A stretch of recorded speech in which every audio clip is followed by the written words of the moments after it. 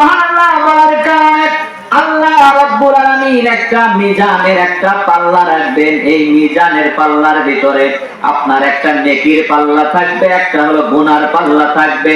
যেরকম দুনিয়ার জমিনে আপনি তরকারি কেনার জন্য যান বাজারে, বাজারে তরকারি কেনার জন্য যান, একটাতে পাথর থাকে, একটাতে তরকারি উঠিয়ে দেওয়া হয়।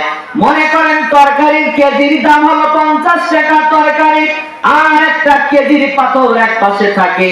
বাজারে বুঝে থাকলে বলবেন আপনার 50 টাকা দিয়ে আপনি 1 কেজি তরকারি কিনবেন। ওই 1 কেজি পাথরটা যদি নিচে থাকে আর তরকারি পাল্লাটা যদি উপরে থাকে, বলেন তো 50 টাকা দিয়ে নেবেন নাকি? কথা বলেন, নেবেন নাকি? 50 টাকা দিয়ে নেব না।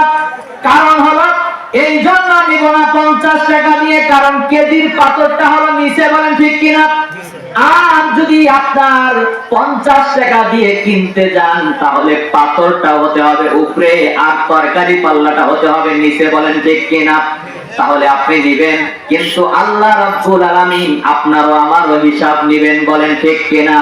নেকির পাল্লা যদি আপনার নেকি কম হয়, গুনার পাল্লা যদি আপনার বেশি হয়, তাহলে আপনার আমার জন্য জান্নাত হবে না, আপনার আমার জন্য জাহান্নাম হবে, বলেন ঠিক কিনা?